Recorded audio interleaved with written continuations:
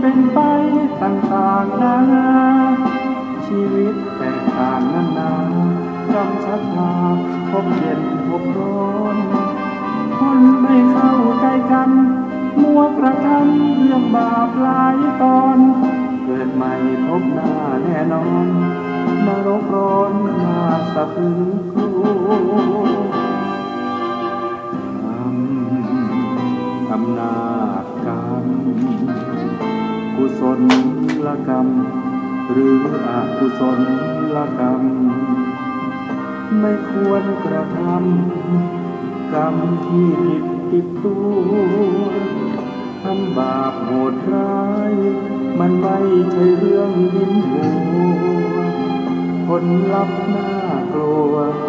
น่ากลัวอำนาจกรรม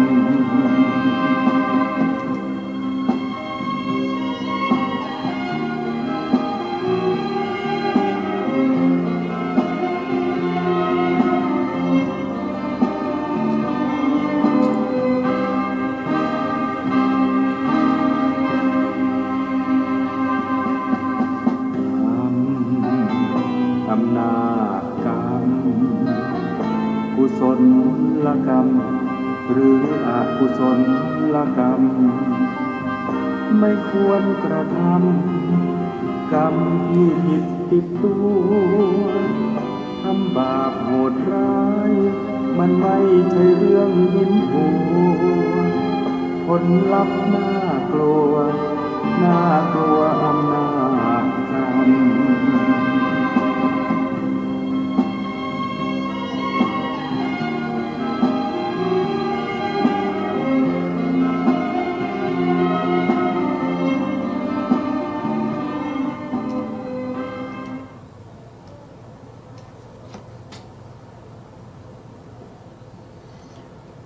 พุทธังสรณังกัจฉามิธัมมังสรณังกัจฉามิสังฆังสรณังกัจฉามิกราบนมัสการพระมหาเถระพระสังฆาธิการพระเถรานุเถระสวัสดีท่านผู้ฟังและผู้ชมทุกท่านกลับมาพบกับรายการพระไตรปิฎกลอยฟ้า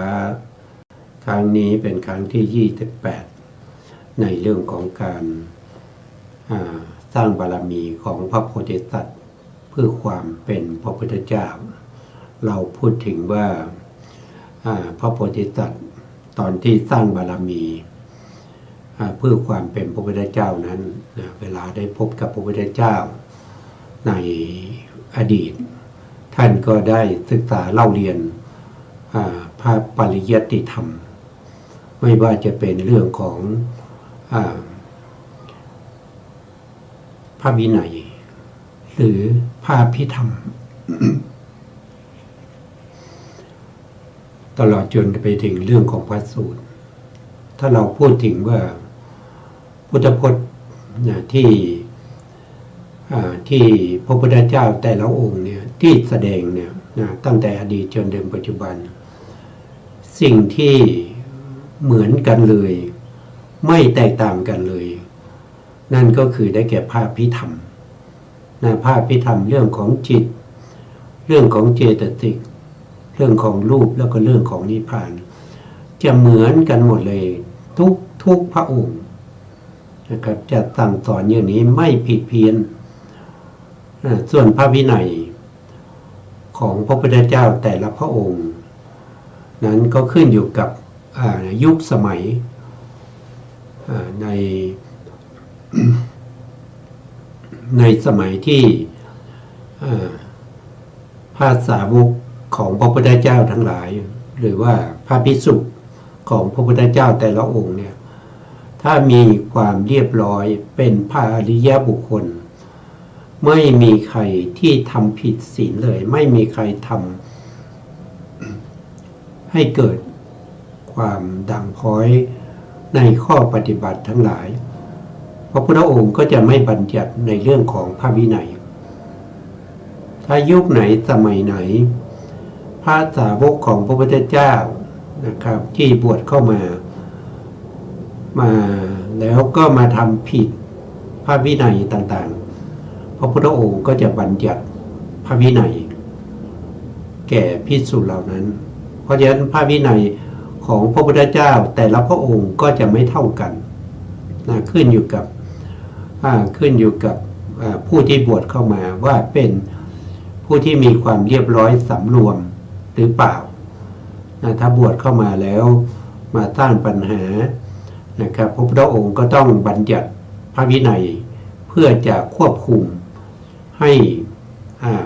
พระภิกษุเหล่านั้นให้อยู่ในร่องในรอยไม่ให้ประพฤติปฏิบัติออกไปจากพระธรรมวินัยนี้ ส่วน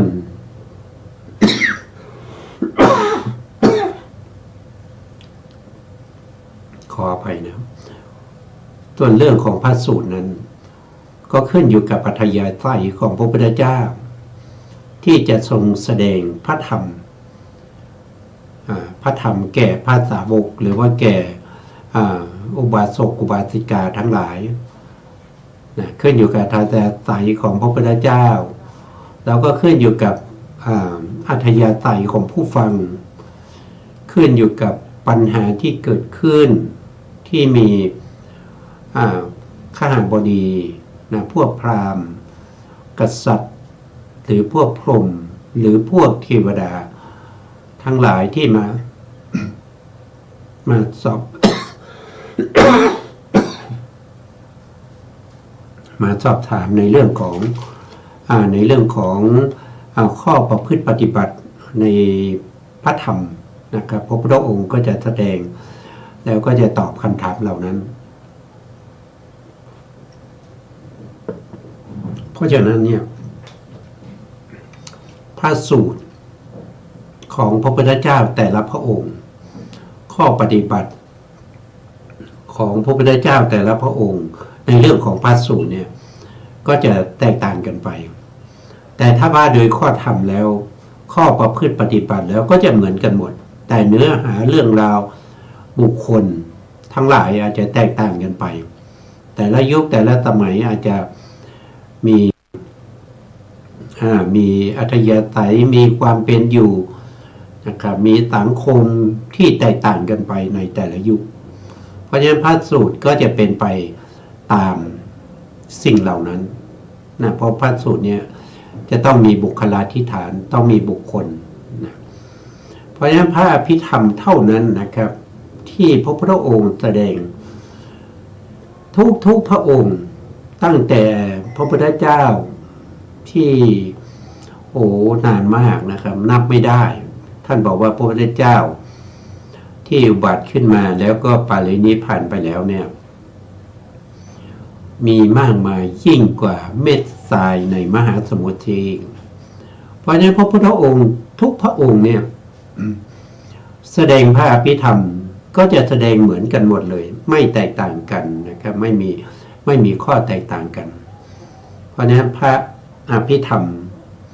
เป็นแก่นสารเป็นหลักธรรมของพระพุทธศาสนา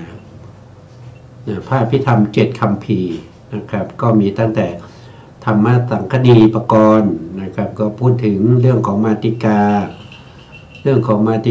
การจำแนกขันธ์อายตนะธาตุนะครับพูดถึงเรื่องของจิตเรื่องของเจตสิกเรื่องของรูปเรื่องของพระนิพพานนะครับแล้วก็พระวิพังคปกรณ์ก็จะจำแนกแจกแจงลงไปในรายละเอียดนะครับแล้วก็ธาตุคาถาวัตถุนะครับบุคละบัญญัติธาตุกถายมกะแล้วก็มหาประธานมันจะเหมือนกันหมดเลยคำสั่งสอนของพระเจ้าทุกยุคทุกสมัยทุกท่านทุกบุคคลจำเหมือนกันไม่แตกต่างกันถ้าเราศึกษาพระอภิธรรมเอาไว้เป็นทุนเนี่ยนะครับต่อไปในภายภาคหน้าเราจะได้พบกับพระพุทธเจ้าพระศรีอรหันต์ก็จะมาแสดงพระอภิธรรมแบบเดียวกันนี้แหละไม่ต่างกันไม่ต่างกันเพราะฉะนั้นในสมัยที่ พระโพธิสัตว์บำเพ็ญบารมีท่านก็สะสมปริยัติธรรมเหล่านี้โดยเฉพาะเรื่องของสภาวธรรมเรื่องของพระอภิธรรมนี้ท่านก็ศึกษาให้แตกฉานในพระธรรมคำสั่งสอนของพระพุทธเจ้าแต่ละพระองค์รวบรวมไว้เพื่ออะไรเพื่อให้บารมีเต็มเมื่อบารมีเต็มเนี่ยพระพุทธองค์ได้ตรัสรู้เป็นพระพุทธเจ้าแล้วนะครับโดยไม่ต้องฟังธรรมจากบุคคลใดไม่มีครูบาอาจารย์แล้วท่านก็จะมาแสดงธรรมเหล่านี้ด้วยตัวเองด้วยพระองค์เองไม่มีใครแนะนำไม่มีพรหมมาบอกนะไม่มีเทวดามาแนะนำนะครับตรัสรู้เองแล้วก็สั่งสอนเองเป็นสัพพัญญูนะเพราะฉะนั้นพวกเราก็ให้รู้ถึงความลำบากของพระโพธิสัตว์กว่าจะได้เป็นพระพุทธเจ้าก็เหมือนกับเรานะครับเราเวลาเราฟังธรรมเราศึกษาพระธรรมเนี่ยเรามีความรู้สึกยังไงนะครับเรารู้สึกว่าโอ้เบื่อเหลือเกินไม่อยากจะเรียนแล้วมันมากมายเหลือเกินจิตมีมากมายเจตสิกมีมากมายนะครับแต่ละบุคคลแต่ละคนก็ไม่เหมือนกันนะครับแตกต่างกันไปเดี๋ยวคนนั้นโทสะโมหะคนนั้นโลภะนะครับโลภะก็มีหลากหลายเพราะฉะนั้นจึงเป็นสิ่งที่พวกเราต้องศึกษานะครับเพื่ออะไรเพื่อบารมีของเราที่เราศึกษานี่เราไม่ได้ศึกษาว่าจะเอาไปเพื่อตรัสรู้เองเป็นพระปัจเจกหรือว่าจะเป็นพระพุทธเจ้าหรือว่าบางท่านจะตั้งความปรารถนาเป็นพระปัจเจกหรือเป็นพระพุทธเจ้าก็ต้องศึกษายิ่งกว่าที่เรากำลังศึกษาอยู่นะครับที่เราศึกษาอยู่นี้เพื่อเป็นบารมีได้ตรัสรู้เป็นพระอรหันต์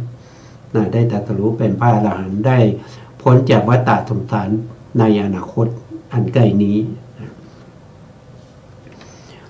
ครั้งที่แล้วแล้วก็ยังพูดถึงในเรื่องของรูปนะครับในเรื่องของรูปที่ในเรื่องของรูป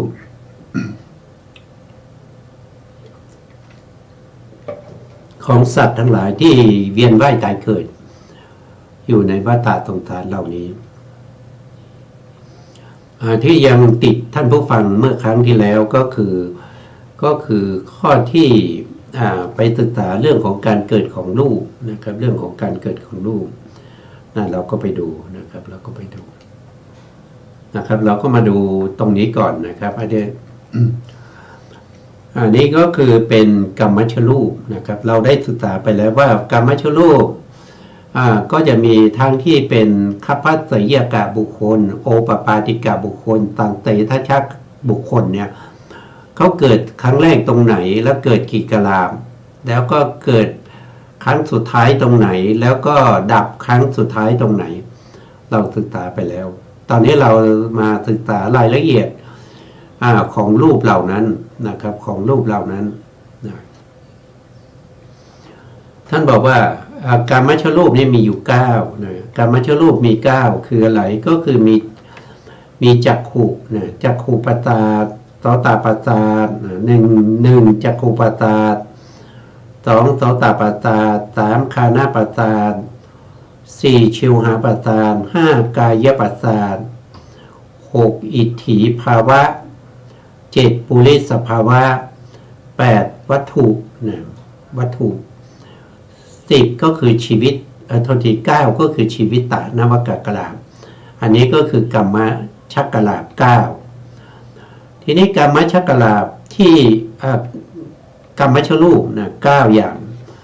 แต่กรรมชรูปเวลาจะเกิดเนี่ยเขาก็จะเกิดเป็นกลุ่มเป็นก้อนนะเขาไม่ได้แยกกันเกิดนะครับไม่ใช่ว่าจักขุไปเกิดที่หนึ่งนะครับฮาโปเตโชวโยที่เป็นมหาพุทธรูปเนี่ยไปเกิดอีกที่หนึ่งรูปารมณ์คันธารมณ์ละตารมณ์แล้วก็อาหารไปเกิดอีกที่นี่ไม่ใช่เขาจะเกิดรวมกันเขาจะรวมกันเป็นกลุ่มเป็นก้อนเราเรียกว่าเป็นกลาภเราเรียกว่าเป็นกลาภ ในกลามหนึ่งท่านจะใช้อย่างเช่นท่านใช้คำว่าจักขุทัสสะคำว่าทัสสะนี่ก็แปลว่า10ใช่ไหมครับมีจักขุเนี่ยจักขุประสาทเป็นที่10ในกลามนี้มี10รูปท่านบอกนะมี10รูปเอารูปที่เป็นพื้นฐานก่อนมีอยู่10รูปเรียกว่าจักขุทัสสะกักลามจักขุทัสสะกักลามก็จะมีอะไรนะ10รูปนะ10รูปก็จะมีมหาพุทธรูป4นะครับก็คือธาตุดินปฐวีอาโปธาตุน้ำเตโชธาตุไฟวายโยธาตุลมนะแล้วก็มีรูปารมณ์ก็คือวรรณะคือสีของอะไรสีของมหาพุทธรูปนะมหาพุทธรูปเนี่ยที่เกิดร่วมกันเนี่ยมีสีด้วยนะก็เป็นรูปารมณ์แล้วมหาพุทธรูปนั้น มีกลิ่นด้วยนะมีกลิ่นก็เป็นคันธารมณ์แล้วมหาพุทธรูปนั้นมีรสด้วยก็เป็นรสารมณ์แล้วยังมีโอชาก็คืออาหารละรูปอันนี้ก็เป็น8รูปที่เราเรียกว่าเป็นอวินิโภครูป8แยกจากกันไม่ได้แล้วก็มีชีวิตนะชีวิตตะนวกับชีวิตตะ1รูปชีวิตตะเกิดขึ้นเป็นรูปที่9นะครับต่อมาก็จะเป็นรูปที่10ก็คือจักขุนะรวมกัน10รูปนี้เราเรียกว่าเป็นจักขุทัสสะกักลามคือเป็นรูปที่เป็นประสาทตาผิวๆนะครับนะแต่บางครั้งเนี่ยประสาทตานั้นนะครับก็มีรูปที่มีเขาเรียกว่าวิการและรูปเกิดร่วมด้วยนะครับก็คือละหุตาก็คือความเบาของจักขุทัสสะกักลามแล้วก็มุทุตาความอ่อนของจักขุทัสสะกักลามแล้วก็กัมมัญญตาของจักขุทัสสะกักลามก็เกิดร่วมกันอย่างนี้นะครับเป็นบางครั้งนะไม่ใช่ว่าจักขุทัสสะกักลามจะเกิดขึ้นแล้วจะต้องมีรูป3รูปนี้เกิดเสมอไม่ใช่นะครับไม่ใช่ถ้าในขณะที่จักขุทัสสะกักลามเนี่ยมีความเบาความอ่อนแล้วก็ควรแก้การงานในขณะนั้นก็จะมีละหุตามุทุตากัมมัญญตาเกิดร่วมด้วยนะแต่โดยปกติก็จะไม่มีนะครับท่านก็จะพูดถึงเฉพาะจักขุทัสสะกักลามเท่านั้นนะก็จะเป็นเวลาเขาเกิดเนี่ยเขาเกิดเป็นกลุ่มเป็นก้อนนะเขาเรียกว่าเป็นกลามทีนี้กลามหนึ่งเนี่ยมันน้อยมากนะครับมันน้อยมากมันน้อยเหลือเกินนะครับต้องเอาหลายกลามเช่นถ้าเอาจักขุทัสสะกักลามมารวมกันนะครับรวมกันถึงเขาเรียกว่าเขาคำนวณมานะครับคำนวณมาด้วยอุปมาอุปไมยประมาณ 8,000 จักขุทัสสะกักลามรวมกันแล้วก็จะเท่ากับ1หัวเหานะเคยเห็นหัวเหาไหมหัวเหานี่มันเล็กมากนะครับ1หัวเหาแล้วจักขุทัสสะกักลามเนี่ยเวลาเกิดเนี่ยเขาเกิดที่เดียวเท่านั้นนั่นก็คือเขาจะเกิดที่ตาดำกลางตาด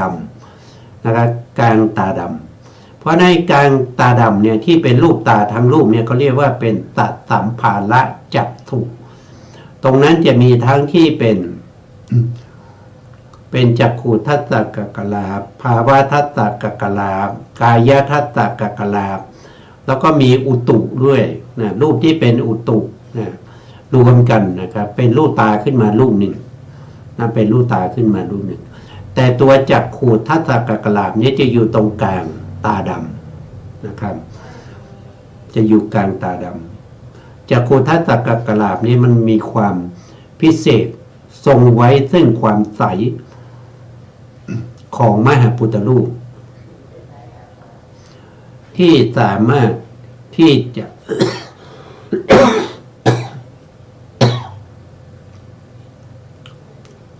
จะทรงไว้ซึ่ง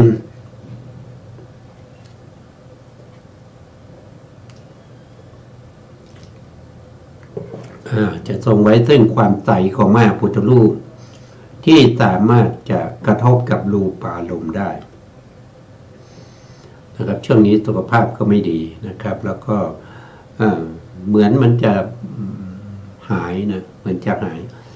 ก็มาออกรายการนะพอออกรายการก็เป็นอย่างนี้แหละนะพอใช้เสียงนะครับนะไม่นานก็คงจะต้องเลิกนะครับเรื่องของสุขภาพนะ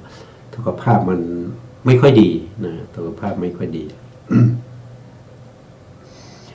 นะครับจักขุประสาทหรือจักขุทัตตกกลามเนี่ยมันคือความใสของมหาพุทธรูปแล้วมันทรงไว้ซึ่งการกระทบกับรูปารมณ์อันนี้คือจักขุประสาทก็เช่นเดียวกันกับโสตประสาท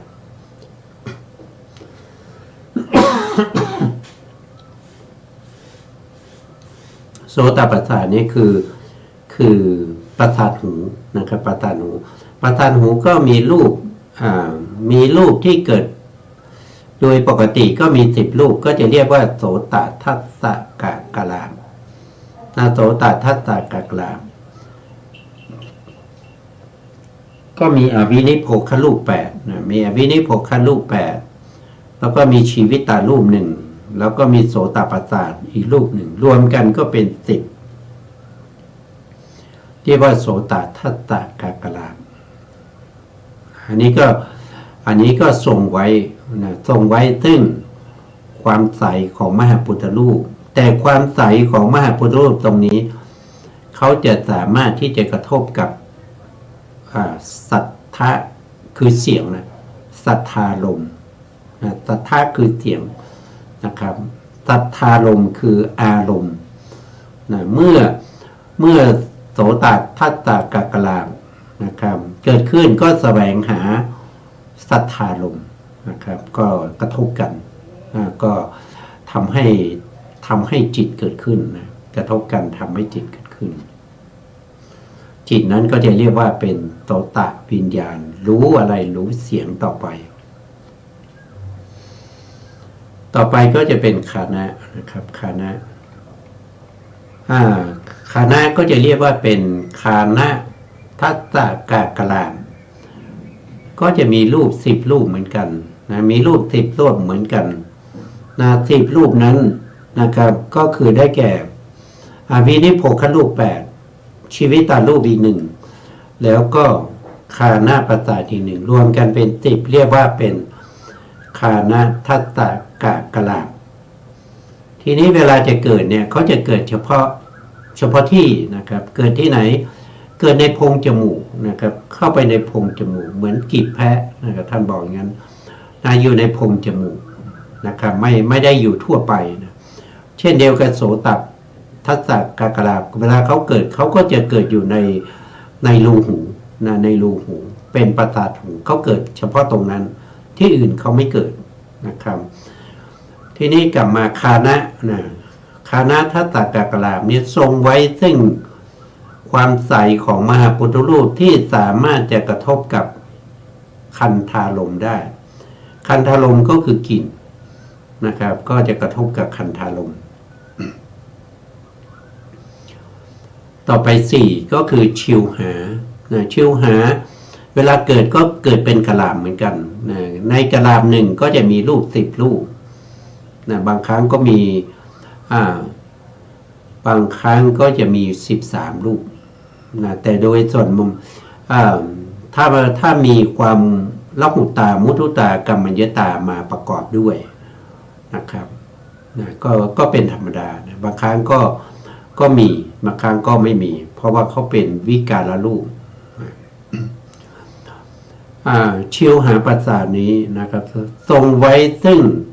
ความใสของมหาพุทธรูปที่สามารถกระทบกับรัศสาลมได้ก็คือกระทบกับรสได้มันกระทบกับรสได้ต่อไปก็คือกายประสาทกายประสาท กายประสาทเวลาเกิดก็ต้องเกิดเป็นกลุ่มเป็นก้อน เรียกว่าเป็นกายทัตตกักลาภรวมรูป10รูปมีอวินิพพครูป8แล้วก็ชีวิตารูป1แล้วก็มีกายประสาทอีก1ก็เป็น10ก็เรียกว่าเป็นกายทัตตกักลาภทรงไว้ซึ่งความใสของมหาพุทธรูปที่สามารถจะกระทบกับโพธพารมณ์ได้คือกระทบกับปฐวีโพธพารมณ์แล้วเกิดกายวิญญาณจิตมารู้ถึงความแข็งความอ่อนกระทบแล้วน้อมใจไปในตีชูโพธพารมณ์ก็จะรู้เย็นหรือรู้ร้อนถ้าน้อมใจไปในส่วนที่เป็นวายุโพธพารมณ์ก็จะรู้ถึงความเข่งตึงความหย่อนนะครับอันนี้ก็เป็นกายทัตตกักลาภทรงไว้ซึ่งความใสที่จะกระทบกับโพธพารมณ์เท่านั้นนะครับแล้วกายประสาทเวลาเกิดเนี่ยเกิดอยู่ทั่วไปในร่างกายนะครับแม้กระทั่งในตานะครับในสัมผัสละของจักขุก็จะมีกายประสาทด้วยในสัมผัสละของโสตประสาทก็จะมีกายประสาทด้วยในสัมผัสละของคานะทัตตกักลาภก็มีกายด้วยในชิวหาก็มีกายด้วยนะกายทัตตกักลาภจะเกิดทั่วไปในร่างกายนะครับตั้งแต่รากผมนะครับรากผมไปจนถึงฝ่าเท้าหรือตั้งแต่ฝ่าเท้าขึ้นมาจนถึงรากผมนะครับจนถึงศีรษะตรงไหนที่เรารู้สึกเวลาเราเอาเข็มแทงหรือว่าเอามือหยิบดูนะมันก็จะรู้สึกว่าเจ็บถ้ารู้สึกเจ็บตรงนั้นนั่นคือกายประสาท กายประสาทจะไม่เกิดที่ผมที่ออกจากหนังศีรษะแล้วนะที่เลยจากหนังศีรษะมากายประสาทจะไม่เกิดแล้วก็ปลายเล็บนะปลายเล็บแล้วก็เนื้อที่หนาๆนะครับที่หยิกแล้วมันไม่เจ็บอันนั้นจะไม่มีกายประสาทนะตรงไหนที่หยิบแล้วมันเจ็บนั่นก็คือมีกายประสาทเพราะกายประสาทจะอยู่ทั่วไปในร่างกายวันหนึ่งนะครับเราไม่มีการเว้นกายประสาทกระทบกับโพธพารมณ์เลยนะไม่ว่าจะอยู่ที่ไหนก็ตามนะครับเพียงแต่เราจะมีมนสิการน้อมใจไปเพื่อพิจารณาถึงโพธพารมณ์หรือไม่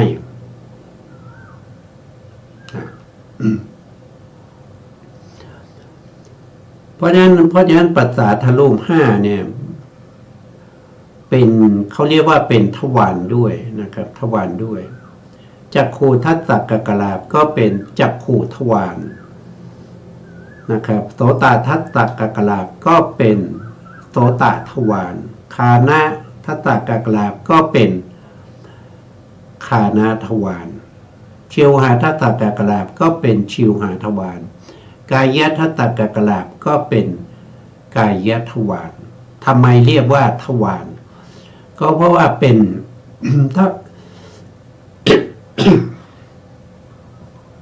ทวารนี้ก็แปลว่า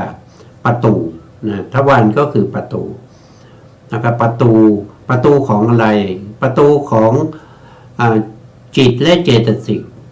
ที่จะเข้าออกทางประตูเหล่านี้เพื่อจะรับอารมณ์นะเพื่อจะรับอารมณ์นะ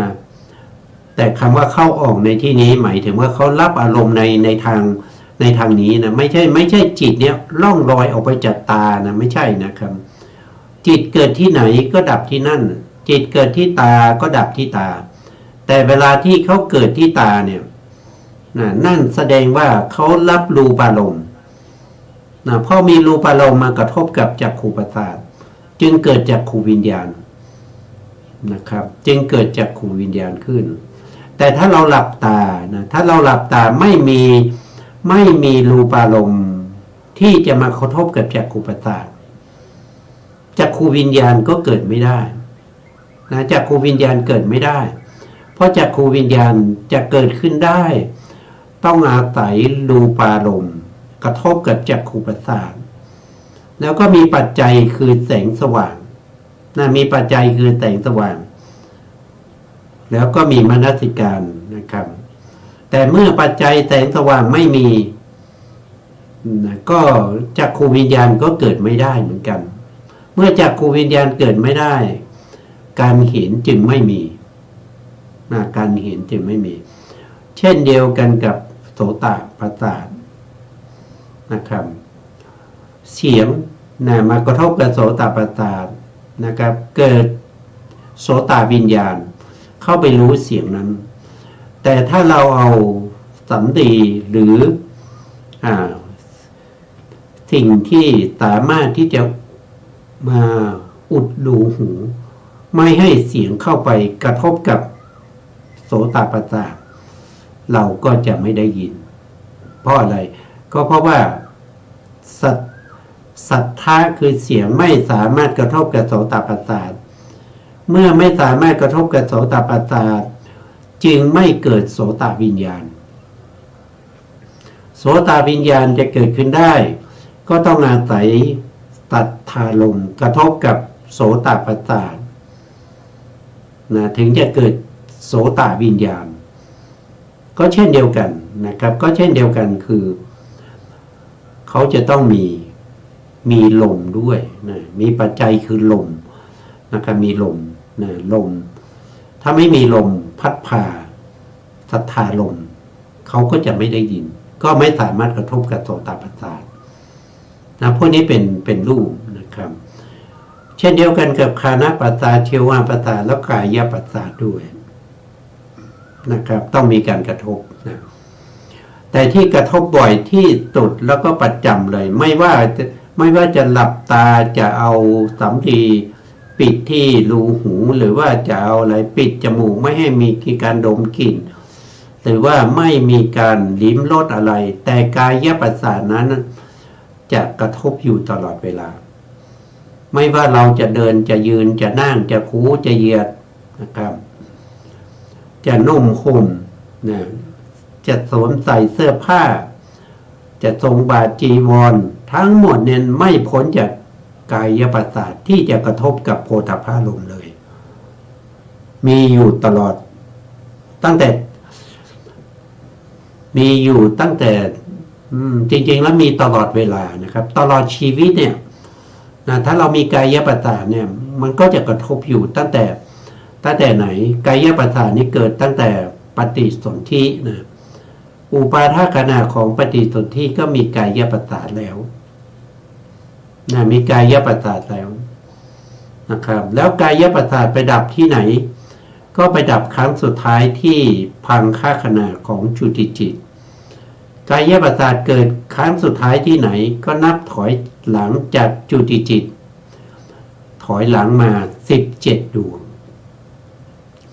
ตรงนั้นแหละกามชรูปทั้งหลายจะเกิดตรงนั้นเป็นครั้งสุดท้ายแล้วก็ไปดับพร้อมกับจุติจิตหมดเลยกามชรูปมีเท่าไหร่นะกามชรูปมี9นะครับกามชรูปโดยตรงเนี่ยมีอยู่9นะก็คือได้แก่1จักขุ2โสตะ3คานะ4เชวหา5กายะ6อิทธิภาวะ7ปุริสภาวะ8วัตถุ9ชีวิตานวกะลาพวกนี้เป็นกรรมชรูปนะครับอันนี้กรรมชรูปนอกจากนั้นแล้วกรรมชรูปยังมีการเกิดขึ้นตั้งอยู่แล้วดับไปท่านบอกว่าการเกิดขึ้นครั้งแรกเรียกว่าเป็นอุปัจจยะนะการเกิดขึ้นครั้งแรกเรียกว่าอุปัจจยะที่เกิดขึ้นครั้งแรกอย่างเช่นกายทัสสกกลาภเกิดขึ้นครั้งแรกที่อุปาทขณะของปฏิสนธิจิตตรงที่เกิดขึ้นครั้งแรกเรียกว่าอุปัจจยะแล้วหลังจากนั้นรูปที่เกิดต่อมานะครับก็เรียกว่าเป็นสันตติ รูปที่เกิดที่ถีติคณาพังค่าคณาแล้วก็อุปาทคณาของปฐมภวังค์ไปเรื่อยๆจุดนั้นจะครบบริบูรณ์ตั้งแต่เริ่มเกิดครั้งแรกจนถึงครบบริบูรณ์เราเรียกว่าเป็นสันตตินะเป็นรูปที่เป็นรูปสันตติที่เกิดขึ้นเกิดสืบต่อๆกันไปเรื่อยๆนะส่วนที่เขาตั้งอยู่นะเขาเรียกว่าเป็นชลตาเรียกว่าถีติคณะถีติคณะของรูปก็คือเป็นชลตานะอันนี้จตาของรูปเหล่านี้ก็คือจุดที่เขาดับไปนะจุดที่ดับไปนะอย่างเช่นนะครับกายทัตตกกลาเกิดขึ้นครั้งแรกที่อุปาทขณะของปฏิสนธิจิตแล้วก็ไปดับเอาตรงพังคขณะของภวังคจิตดวงที่16นะครับเพราะว่านับปฏิสนธิจิตอีกหนึ่งก็เป็น17นะครับก็ไปดับตรงนั้นนะครับถ้านับโดยขนาดของรูปก็จะมี51ขนาดถ้านับโดยถีติขนาดก็จะมีอยู่49ขนาดเพราะขนาดเกิดขึ้นครั้งแรกเรียกว่าอุปัจจยะแล้วก็ดับครั้งสุดท้ายเรียกว่าเป็นอนิจจตาช่วงที่เป็นสันตติชลตาก็ถือว่าเป็นถีติขณะของรูปเหล่านั้น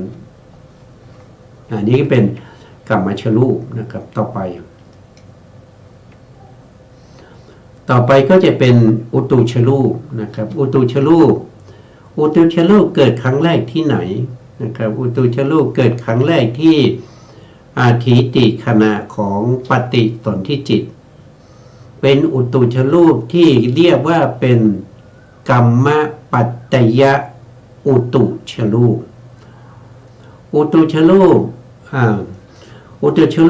ก็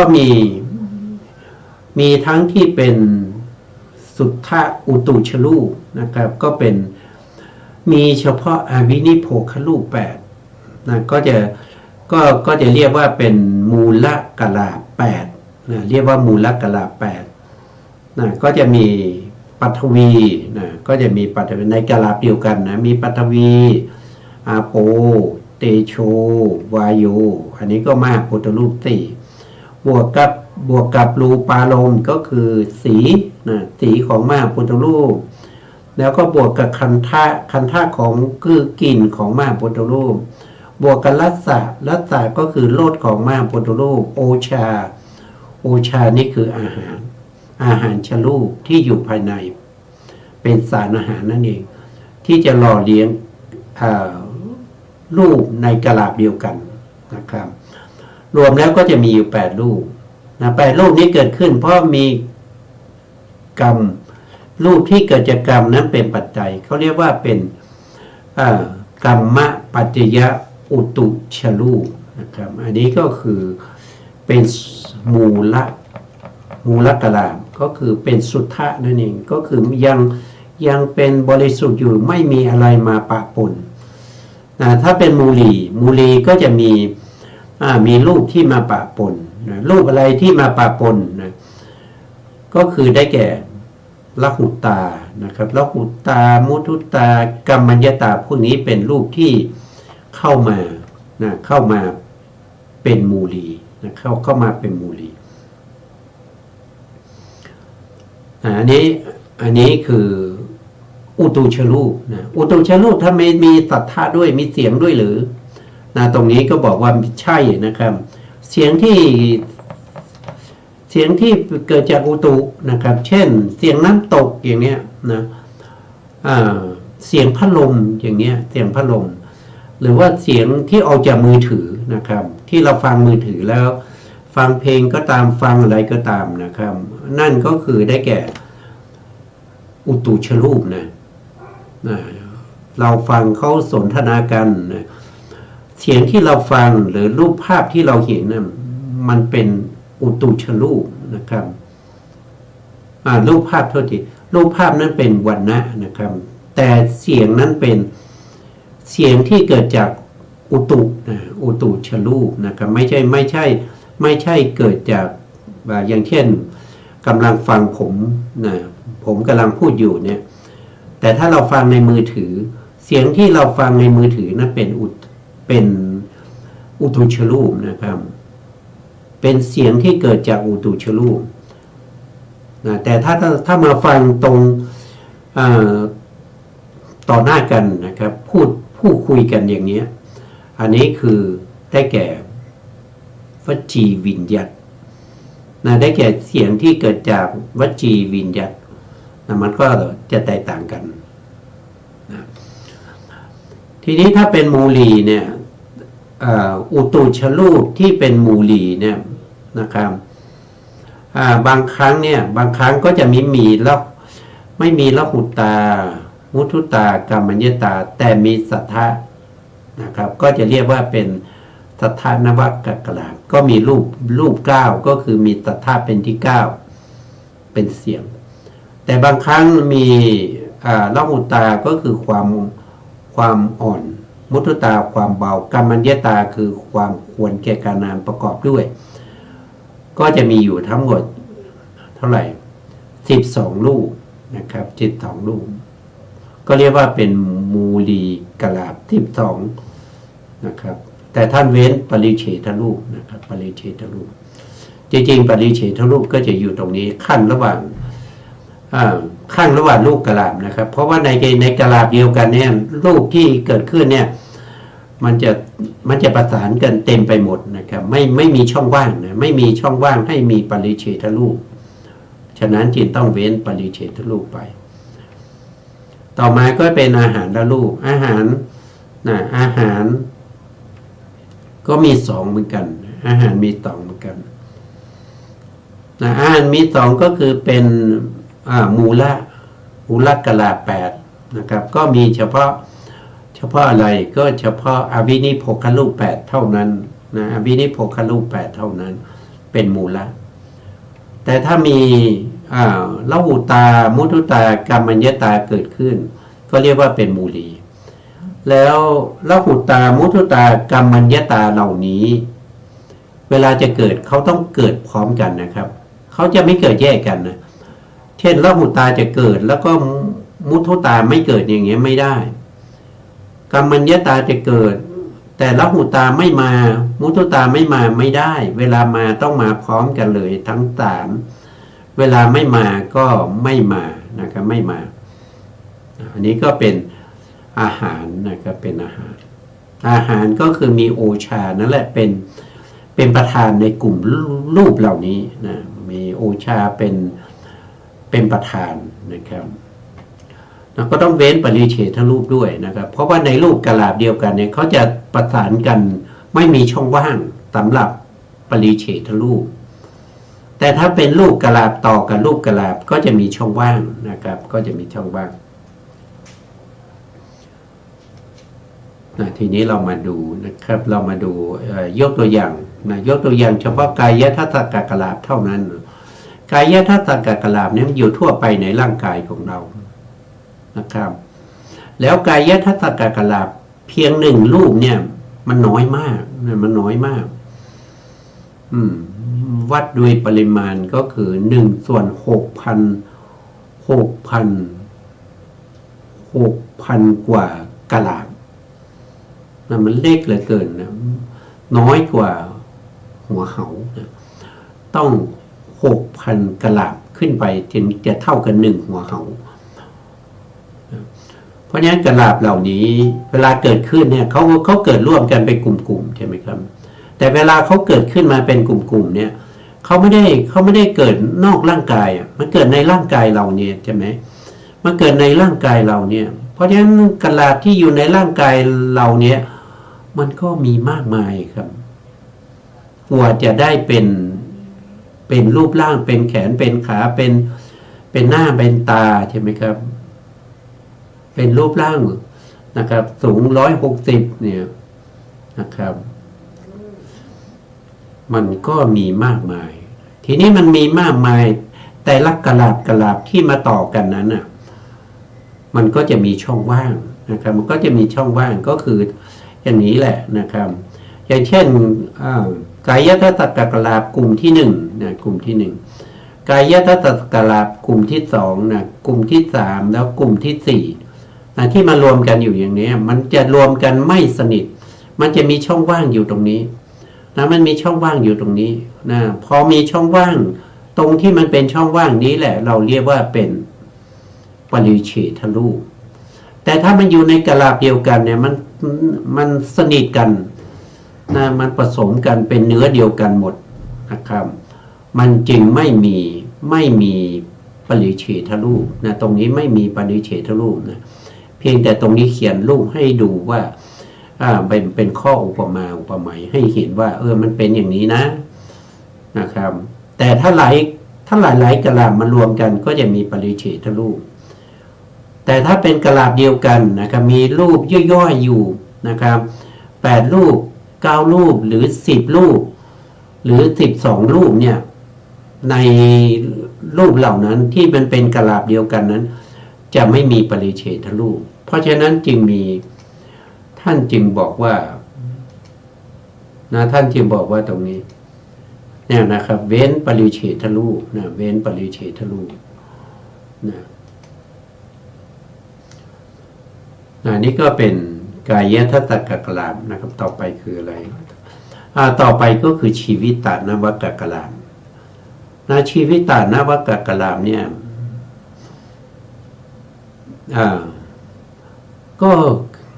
ถ้าเป็นอสัญญาสัตว์เนี่ยก็เกิดอยู่ทั่วไปนะเกิดอยู่ทั่วไปในอสัญญาสัตตพรหม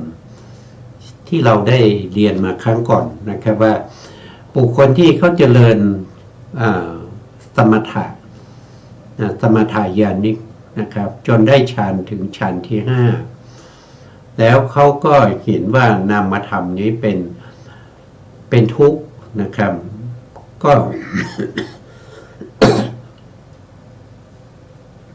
ก็เลยมีจิตน้อมไปในการที่จะละนามธรรม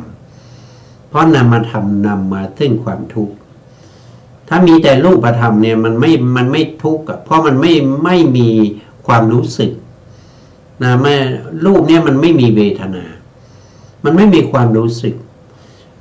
เวทนาความรู้สึกถึงสุขถึงทุกข์ถึงดีใจไม่ดีใจเสียใจอะไรพวกนี้มันเป็นนามธรรมเขาจึงพยายามที่จะละนามธรรมเจริญสัญญาวิราคะอยู่เมื่อเขาตายเมื่อเขาตายฌานนั้นไม่เสื่อมเขาไปเกิดในอสัญญาสัตตภพในอสัญญาสัตตภพนั้นไม่มีนามมีแต่รูปเพราะฉะนั้นรูปที่เกิดขึ้นก็คือได้แก่ชีวิตนวกลาบนี้แหละชีวิตนวกลาบนี้เกิดขึ้นครั้งแรกในภพภูมินั้นนะครับเกิดขึ้นเนี่ยมันเขาเกิดผุดโตทันทีนะเพราะฉะนั้นชีวิตนวกลาบเนี่ยมันจะมีมากมายนะแต่ละกลาบนะกลาบหนึ่งมีอยู่9ใช่ไหมครับแต่ละกลาบนี้มีอยู่9เพราะฉะนั้นถ้าผุดโตทันทีนะครับก็จะมีชีวิตนวกลาบนะมากมายพูดกันเป็นโกดครับกว่าจะได้รูปร่างขึ้นมาเป็นอสัญญาสัตตบุคคลในท่านอนก็ตามในท่านั่งก็ตามในท่านอนก็ตามเพราะบุคคลเหล่านี้เกิดมาในท่าไหนก็จะต้องอยู่ในท่านั้นตลอด500มหากัปเกิดในท่านั่งก็ต้องนั่ง500มหากัปถ้าเกิดในท่ายืนก็ต้องยืน500มหากัปถ้าเกิดมาท่านอนก็ต้องนอน500มหากัป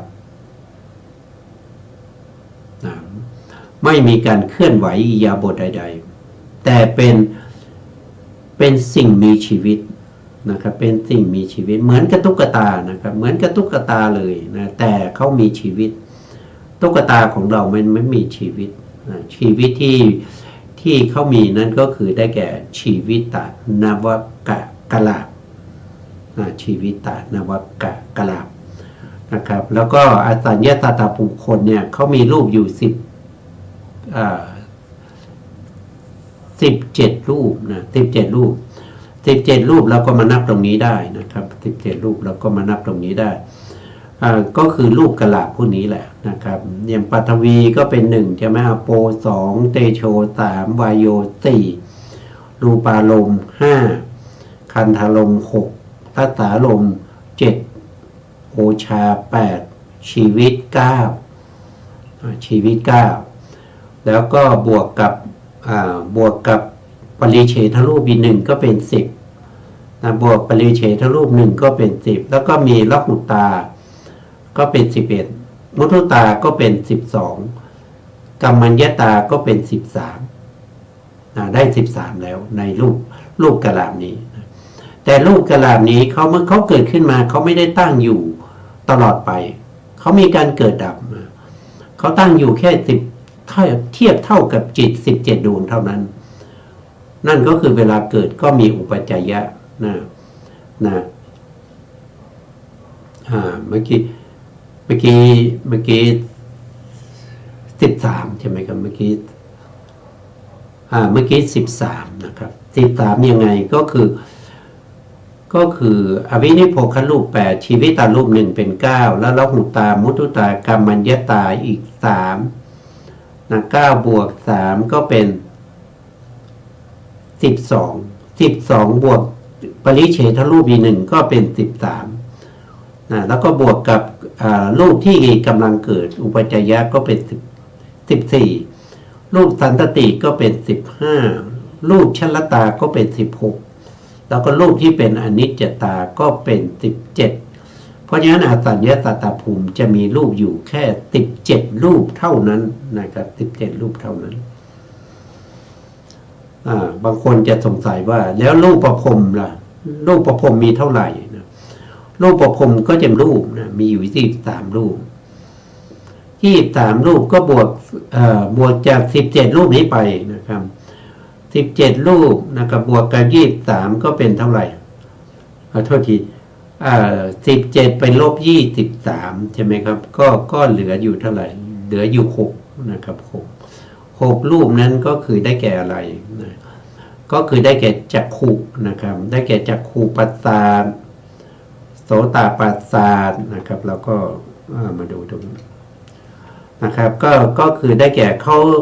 พวกที่เป็นรูปประพรหมเนี่ยเขาจะมีจักขุด้วยนะครับก็จะมีจักขุแล้วก็มีโสตส่วนคานะชิวหากายานี่ไม่มีนี่ไม่มีไม่มีแล้วก็มีเสียงด้วยมีเสียงด้วยนะครับ17แล้ว18 19 20 20แล้วก็มีหัตถยวัตถุอีก1ก็เป็น21แล้วก็บวกกับกายวิญญัตวจีวิญญัตก็เป็น23นะครับก็เป็น23เป็น23รูปนะเป็น23รูปอันนี้คือรูปประพรหม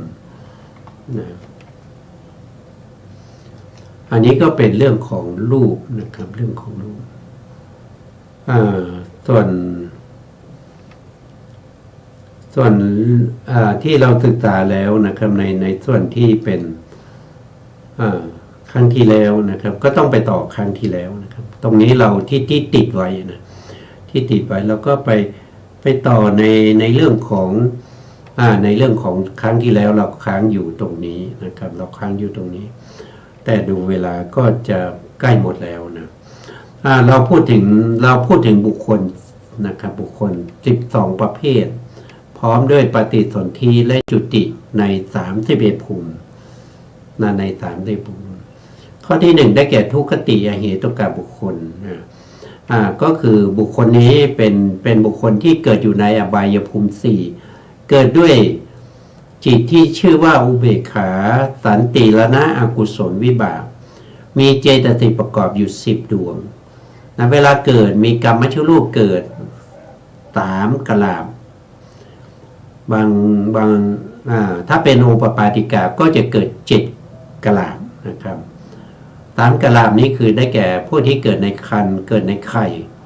นะครับถ้าเป็น7กลาบนี้คือเกิดด้วยโอปปาติกะ หรือเกิดด้วยสันติทัชชะนะครับสองก็คือตุกติอเหตุกาบุคคลนะครับก็เกิดด้วยอะไรก็เกิดด้วยอุเบกขาสันติละนะกุศลวิบากเจตสิกประกอบ10นะครับแล้วก็มีกรรมชรูป37เหมือนกัน3นี่ก็คือเกิดในครรภ์และก็เกิดในไข่ถ้า7นี้เป็นโอปปาติกะแต่ถ้าเป็นชีวิตตานวกกลาภก็คือเกิดเป็นรูปภพที่ชื่อว่าอสัญญาสัตตภูมิพวกนี้เกิดที่ไหนก็เกิดในมนุษย์หนึ่งเกิดในเทวดาชั้นจาตุมมหาราชิกาหนึ่งแล้วก็เกิดในอสัญญาสัตตภูมิหนึ่ง3ก็คือได้แก่ทวิเหตุกาบุคคลทวิเหตุกาบุคคลเนี่ยเกิดด้วยมหาวิบากญาณวิปยุตก็คือมหาวิบากที่ไม่ประกอบด้วยปัญญามีเจตสิกประกอบอยู่32ดวงกรรมชรูปที่เกิดขึ้นก็มี3กับ7ถ้าเป็น3ก็คือเกิดในครรภ์เกิดในครรภ์ก็เช่นมนุษย์เรานะครับแล้วก็พวกเทวดาที่อยู่ตามพื้นแผ่นดินภูมิพระเทวดาบางจำพวกแล้วก็ถ้าเป็น7ก็เป็นโอปปาติกะก็เป็นของเทวดานะครับอันนี้ในกามทุกขภูมิ7นะครับวันนี้เวลาเราก็หมดแล้วนะเวลาหมดก็ต้องคืนเวลาให้ทางสถานีต่อไปนะครับ สถานีนะครับก็ขอกราบขอบคุณพระครูสมุทรวิทยวัฒน์วรกิจโจผู้อำนวยการสถานีวิทยุเพื่อการศึกษาพระพุทธศาสนาและวัฒนธรรม FM 104.5 เมกะเฮิรตซ์วัดไฟหินจังหวัดเชียงใหม่และขอกราบขอบคุณพระครูปริยัติยานุศาสตร์ขอบคุณท่านผู้ฟังและผู้ชมทุกท่านนะครับที่ติดตามในรายการพระไตรปิฎกลอยฟ้าพบกันใหม่ในครั้งต่อไปครับวันนี้ลาไปก่อนครับสวัสดีครับ